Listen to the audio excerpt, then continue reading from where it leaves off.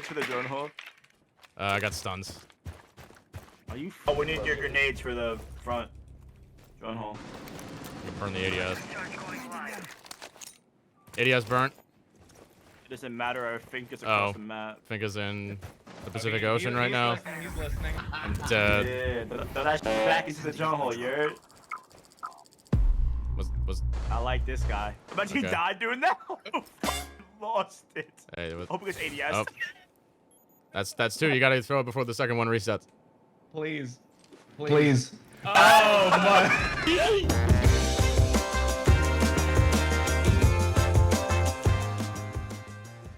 So, dudes, this is an unofficial listing of operators in Rainbow Six Siege I consider to be at least A or S tier if you were making a tier list comparing them. We're talking about operators that are useful in pretty much any site in the game with a few exceptions here and there. Much of this is influenced by operator selection rates at the Charlotte Major, sourced from siege.gg.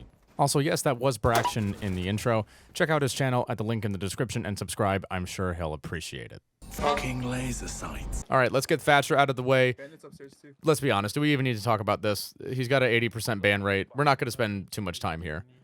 He can throw a grenade that disables every gadget in the freaking game. He's very good. Yubi, please give Callie a DMR. That would be so cool, because that way I don't have to cry every time I want to open the wall. That'd be awesome. All right, let's get into it. So, newsflash.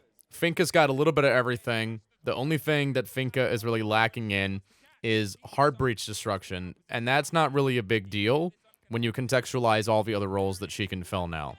So to put it simply, Finka's got a big-ass LMG that does a ton of damage. It's not going to get nerfed until 3 months from now, without a lot of recoil, frag grenades, and a Gon 6.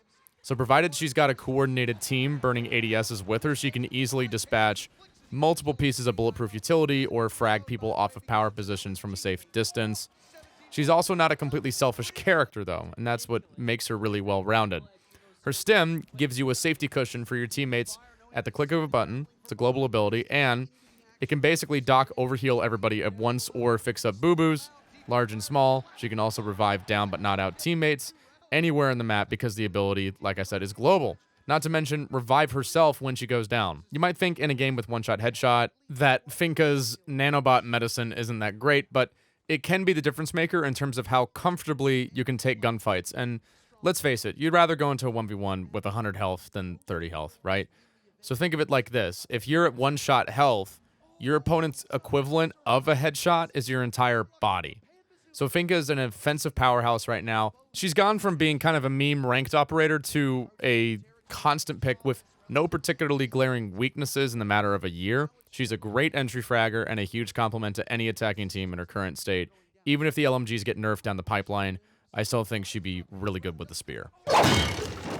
Sledge alongside Finka is a great fragger who's got powerful utility destruction potential, but he also has an interesting job with the fact that he can destroy soft floors and walls. Also, if he's close enough, that hammer can take down defender gadgets too. In that way, I could kind of put Sledge in a unique category somewhere in between an entry fragger, responsible for taking the first gunfights on his team, and a flex, responsible for pivoting to utility-focused jobs like creating sight lines or destroying enemy gadgets.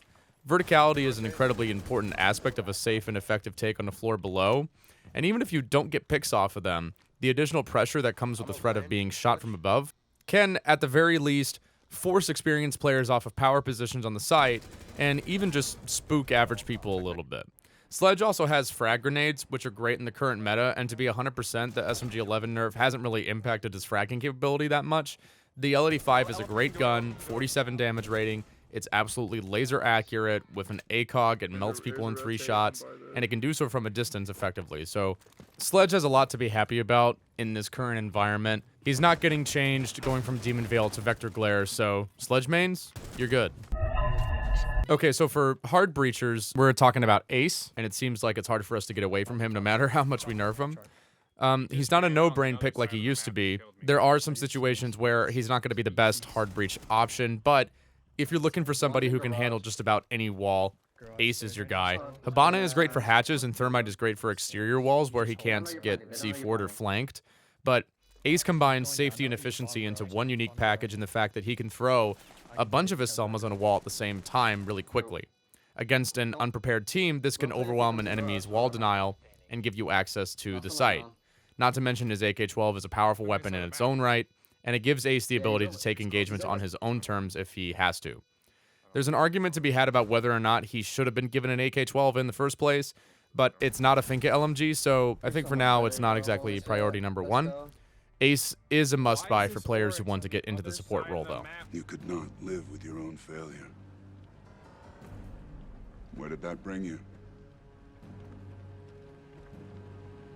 Back to me. Alright, nobody's surprised by this one. The guy's been nerfed a million times, and he's still one of the most powerful defenders in the game, because his gadget denies one of the most useful gadgets in the game. Grenades. As long as grenades are important in Rainbow Six Siege, Jager is going to be important. You might think that banning Jager would be the easy counter to this, but then you'll have to readjust your entire game plan on defense, especially for power positions you plan on holding. Additionally, Wamai can't cover the same amount of ground at the start of the round, because he can't justify allocating a bunch of resources to one part of the map without destroying the grenade outright.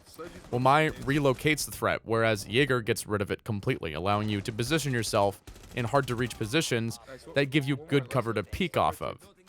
So yeah, his gun isn't as good as it used to be. He's not a 3-speed anymore either, but his gun is serviceable if you have a good shot. You're going to be fighting Twitch's F2, Ash's R4C, and Ace's AK-12, so yeah, good luck. I'm not a Jager main because I want to be. I'm a Jager main because nobody else wants to play Jager. Despite the arrival of other area denial characters to Team Rainbow's roster, the king of that role has always been Smoke. Goyo and Technica are great additions to that capability, and on some sites can be pretty decent on their own, but Smoke is more versatile. He can throw his toxic babes from a safe position and immediately get his gun out again. He can play within his own smokes to surprise attackers, and in my experience, they're a lot easier to throw than Tachanka's nades.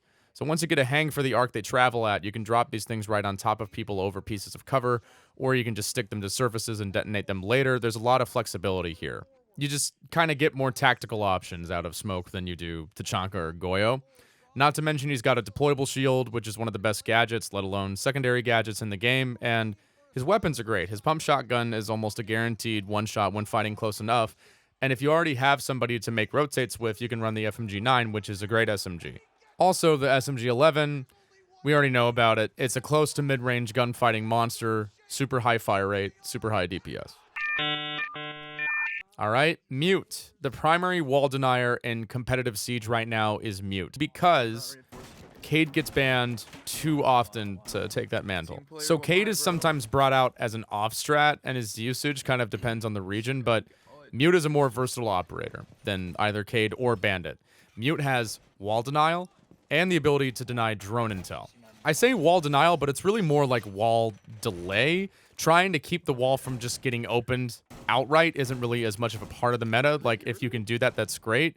But you're really playing for the timing of the wall inevitably getting opened. You want to stall it as much as possible. That's not to say that Cade tricks and bandit tricks don't happen. There's definitely a methodology to them, but Cade tricking is a bit more difficult to learn when you can just ban them and bring a Mute on defense instead. So Mute doesn't have the hatch denial thing going for him like Cade. If Cade is brought on a hatch-heavy site, Mute can cover the supplementary walls, though, on the site itself. So Mute can add a very much needed Swiss Army Comcast router to your setup, and any versatility of any kind is hugely useful in Rainbow Six Siege, so Mute's up there in pick rate right now. Honorable mentions go to Zofia and Malusi. These are two operators that don't need to be brought all the time, but they're also just safe options, and it's not like you're going to lose a lot by having them on your roster if your other bases are covered. Zof's got the LMGE plus a gadget destructor with the grenade launcher, and Malusi can set up some chokehold delay and then just run around with the MP5 and go burr.